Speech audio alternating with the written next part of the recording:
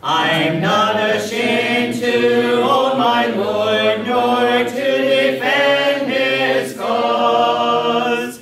Maintain the honors of his word, the glory of his cross. Hello, I'm James Brown, and on behalf of the Eastern Church of Christ located in Toronto, Canada, I'd like to welcome you to Tuesday's edition of Walking Through the Bible, a podcast where we seek to study the Bible and the Bible alone. Please stick around afterwards for information on how you can contact us. But for now, if you have a Bible with you, please turn to the book of Genesis, and we'll turn you over to Jeremy Dieselkamp for our study of the day. Thank you, James, and welcome to all of our viewers. This is the 91st lesson in our study of Genesis. Yesterday we covered Genesis chapter 27, verses 1 to 10, discussing Isaac's decision to bless Esau with family headship. If you missed that episode and would like to watch it, you can find it and all of our other podcasts on our website at www.eastendchurch.org. You can also find them on our YouTube channel at www.youtube.com/EastEndChurchOfChrist under the Walking Through the Bible Genesis playlist. Today we're going to begin with Genesis 27, verse 11, and read through verse 17. The text that you'll see on the screen is from the English Standard Version, but you're welcome to follow along with any version that you have. So let's now read Genesis 27, beginning at verse 11. But Jacob said to Rebekah his mother, Behold, my brother Esau is a hairy man, and I am a smooth man. Perhaps my father will feel me, and I shall seem to be mocking him, and will bring a curse upon myself and not a blessing. His mother said to him, Let your curse be on me, my son. Only obey my voice, and go, bring them to me. So he went and took them and brought them to his mother, and his mother prepared delicious food, such as his father loved. Then Rebekah took the best garments of Esau her older son, which were with her in the house, and put them on Jacob her younger son. And the skins of the young goats she put on his hands and on the smooth part of his neck. And she put the delicious food and the bread which she had prepared into the hand of her son Jacob. In yesterday's episode, we discussed how Isaac had decided to bless Esau with being the head of the family, in spite of Esau's poor character and in spite of God saying earlier that Jacob would be the head of the family. Isaac sent Esau out into the field to hunt for his favorite food so that he may eat and then bless Esau. We ran out of time to cover this in detail last time, but all the while Isaac was making these plans, Rebekah was eavesdropping.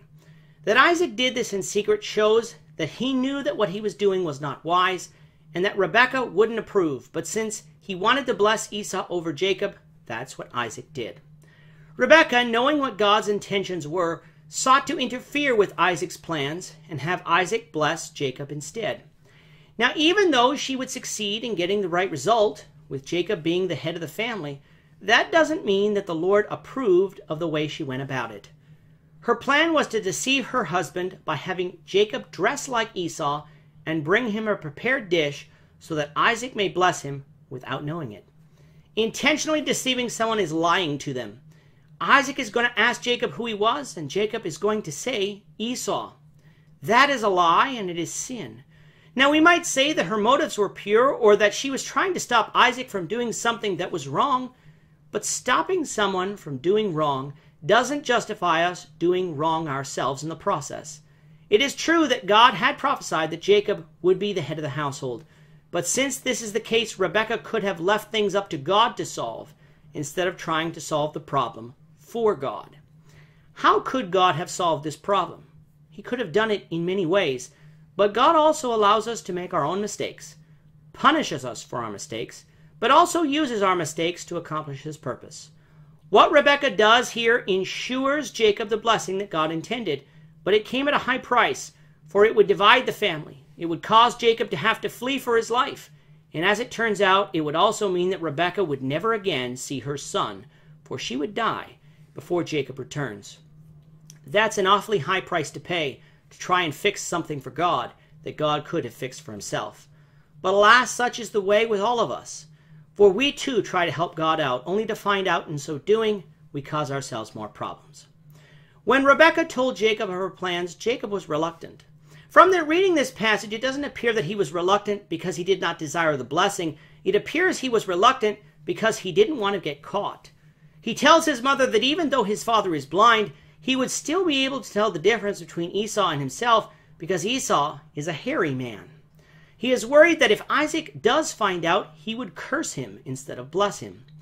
Rebekah comforted her son by telling him that if he is cursed, the curse would fall on her and not on him. She commands him to obey her voice, and so Jacob does.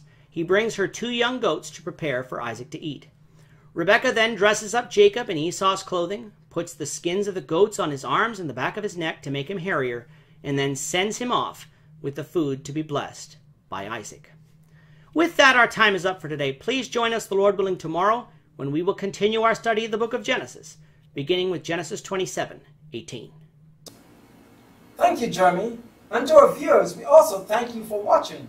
Don't forget to subscribe to our YouTube channel by clicking on the subscribe button below.